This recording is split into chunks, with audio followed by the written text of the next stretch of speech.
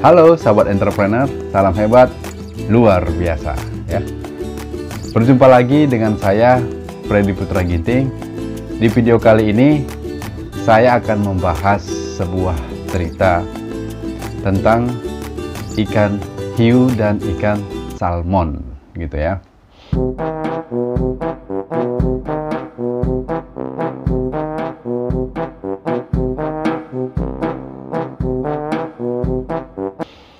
Jadi teman-teman, bagi teman-teman yang menyukai makanan khas Jepang, tentunya tidak asing dengan makanan sushi ya.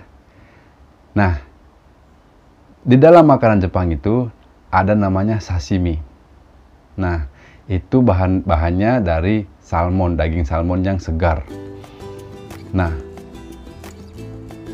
ikan salmon ketika disajikan dalam keadaan segar, apalagi masih hidup, ketika diangkat, diiris-iris dagingnya, dan itu dimakan, itu rasanya sangat lezat dan lebih nikmat, kata mereka yang pecinta sushi ya. Tentunya ini menjadi tantangan bagi para nelayan di Jepang, ya kan?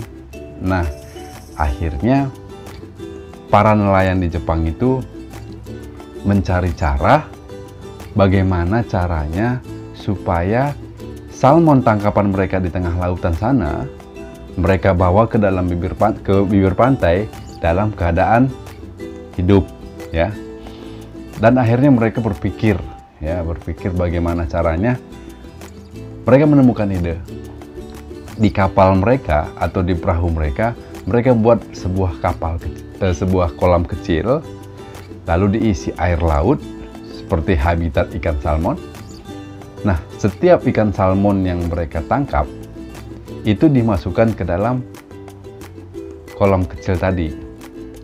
Nah, setelah itu mereka bawa ikan tadi ke bibir pantai. Nah, setelah sampai di pantai, alangkah sayangnya dan malangnya bagi mereka, ikan salmon yang mereka bawa banyak yang lemas, teman-teman. Bahkan ada beberapa ikan salmon yang mati, gitu ya. Tentunya itu membuat jerih payah mereka itu pergi ke tengah lautan, dan harga ikan salmonnya tentu dihargai murah oleh para pemilik restoran, gitu ya. Lalu mereka mencari cara bagaimana caranya supaya ikan salmon ini bisa hidup dari tengah laut sana sampai ke bibir pantai dalam keadaan hidup, segar. Mereka berpikir cara, mereka mencoba dalam segala hal, dan akhirnya mereka menemukan sebuah cara, teman-teman.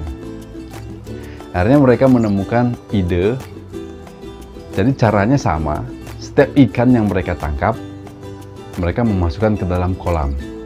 Namun yang membuat beda adalah di dalam kolam tersebut dimasukkan beberapa anak ikan hiu, anaknya gitu ya. Nah, setelah dimasukkan ke dalam kolam beberapa anak ikan hiu, sampai di pantai ternyata ikan salmonnya hidup dan fresh gitu ya. Wow. Pertama, mereka berpikir bahwa ini hanya kebetulan saja, hanya sebuah kebetulan. Nah, mereka mencoba kali yang kedua, kali yang ketiga, dan hasilnya sama. Ketika dimasukkan beberapa anak ikan hiu ke dalam kolam buatannya, yang isinya ada ikan salmon, hasil tangkapan mereka bawa ke pantai, itu ikan salmonnya masih hidup dan fresh. Wow! Ternyata kondisi ini membuat para nelayan di Jepang semakin senang dan semakin bahagia ya tentunya. Dan kondisi seperti ini mereka mulai meneliti. Akhirnya mereka mulai meneliti kenapa di kolam yang pertama ikannya banyak yang lemas, bahkan ada yang mati. Namun di kolam yang kedua yang ada ikan hiu, ikannya masih hidup dan fresh gitu ya. Akhirnya mereka menemukan fakta yang sangat mengejutkan bahwa ketika di kolam pertama yang tidak ada ikan hiunya, itu ikan salmonnya itu banyak yang tertidur, teman-teman. Banyak yang terlena ternyata. Ya, ketika dimasukkan dari tengah lautan ke bawah ke pantai, itu ikannya itu nggak ada tantangan gitu ya. Karena mereka kan muter-muter dalam sebuah kolam yang kecil. Akhirnya membuat mereka frustasi, stres, dan cenderung ngantuk ya. Nah, karena nggak ada tantangan, mereka terlena dan akhirnya pingsan, bahkan ada yang mati.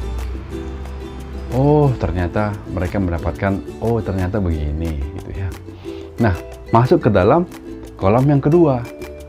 Nah, ketika ada ikan hiu di dalam kolam tersebut, ikan salmonnya nggak berani tertidur, nggak berani untuk berleha-leha, karena ada ikan hiu yang siap memangsa mereka.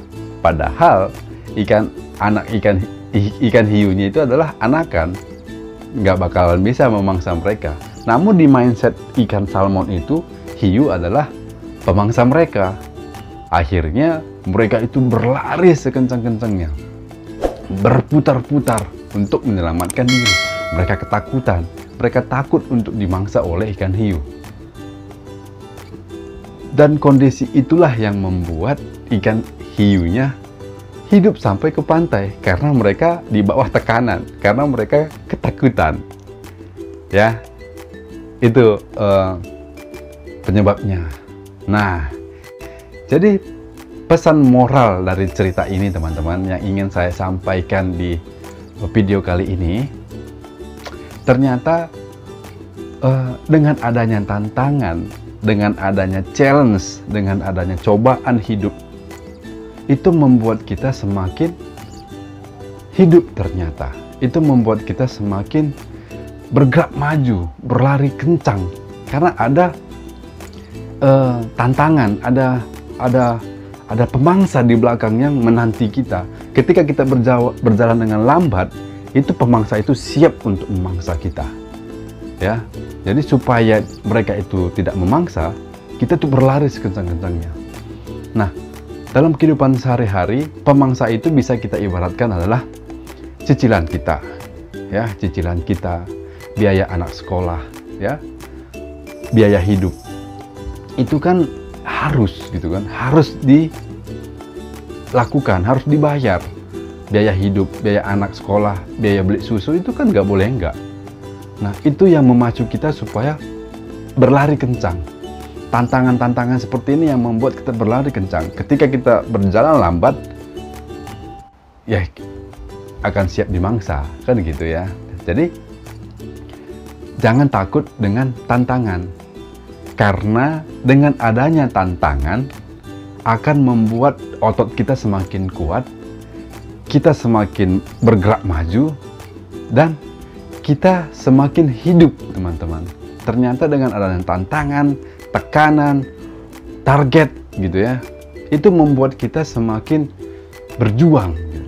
Nah, ketika kita bisa melewati tantangan tersebut, bukan lari dari tantangan, kita hadapi tantangannya, kita walaupun susah, kita belajar bagaimana caranya bertahan, belajar, tanya mentor kita, ya, tanya orang-orang yang terdekat kita bagaimana caranya untuk melakukan hal yang baru.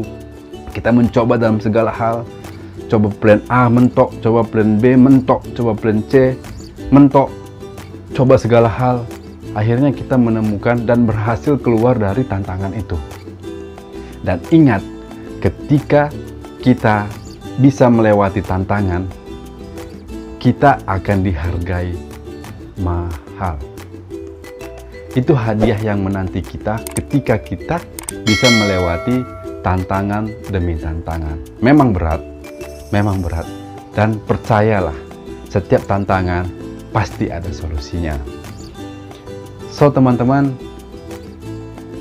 walaupun dalam kondisi sekarang ini hidup kita penuh dengan tantangan, jangan takut, jangan cemas. Anda tidak sendiri, ya. Tetap berjalan, tetap percaya, andalkan yang di atas, tetap berserah, ya, lakukan yang terbaik, dan Tuhan melakukan tugas tugasnya. Tugas Tuhan jangan kita campuri, kita melakukan tugas kita saja. Oke teman-teman, terima kasih sudah menyimak video ini sampai sejauh ini. Terima kasih.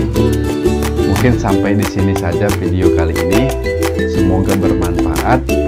Jika teman-teman menyukai video seperti ini, silahkan subscribe ya, berikan like-nya ya, tekan juga loncengnya agar setiap video terbaru dari saya, Anda orang pertama yang mendapatkan prioritasnya. Oke teman-teman, terima kasih untuk kita, sukses untuk kita semua, dan selalu salam hebat luar